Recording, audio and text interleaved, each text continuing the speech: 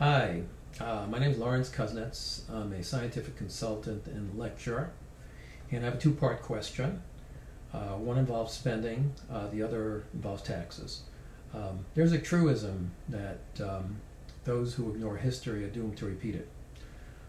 Historically, we know that the Soviet Union broke up largely in part because it tried to spend with us in terms of defense funding and military spending, and maintain a presence as far-reaching as it could.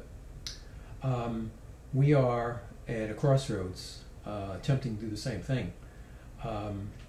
It may come as a surprise or a shock to many Americans, but when you add in entitlements and discretionary spending, we are spending roughly half of our tax dollar on either weapons of war, physical presence in other nations, other bases where people really don't want us there, or being the world's policeman in general.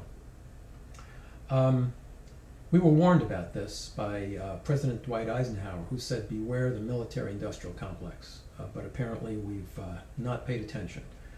So it occurs to me, when you argue about where the money should be cut, from healthcare or from education or from science programs, which I work on, or various other critical public programs, road building, that you're really picking at the bones that are left after the military budget is cast in concrete. There's no real effort to make a substantial cut. We talk about a couple of percent, but when you're talking about 50 cents out of every tax dollar, more than a couple of percent are needed. So how can we justify this is the real question. When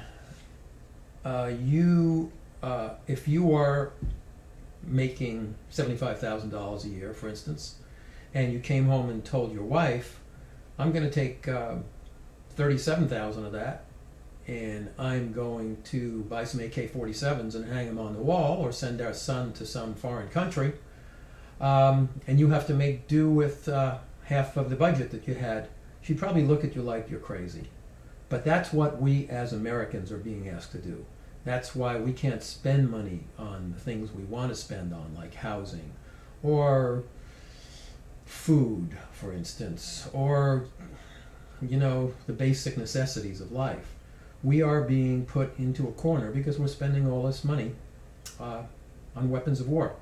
Why not bring everybody home? Give them a salary. $75,000 a year is a nice number. Put them to work in public works projects.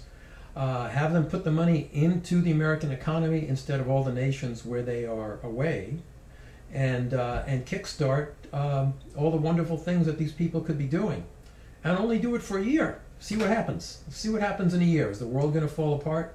I know you're probably going to say we have treaties, we have allies, we have long-standing agreements, and that's true, but when it comes to what it's doing to the rest of us now who can't afford housing, can't afford food, it's a hollow argument. It's time to bring people home. It's time to make massive cuts in the military budget. This is the trillion-pound elephant that's present at every single political debate that nobody wants to answer.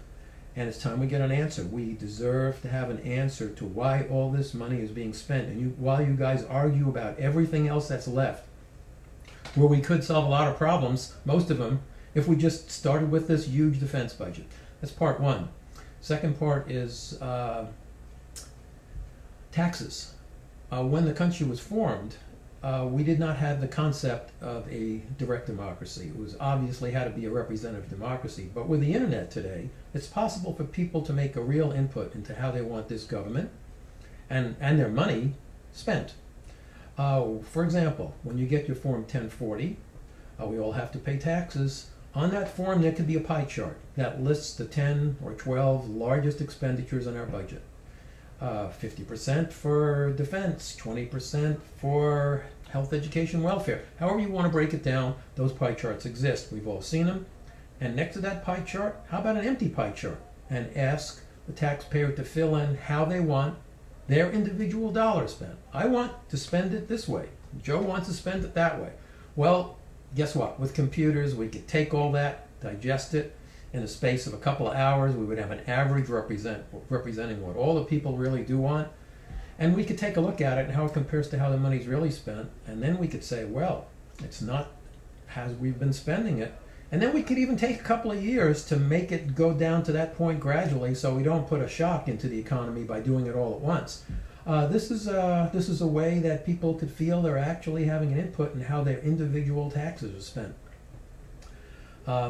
And they'd feel useful instead of so completely alienated the way we do now. Now, I know you're going to say the American public doesn't have enough experience, doesn't have enough knowledge of the reality of how our government works to do that. Well, that's a pretty hollow answer. The American public is the government, and they do have enough intelligence and knowledge to make that choice, and I think they deserve the right to have that choice. So those are my questions. I'd love to hear an answer. Thank you.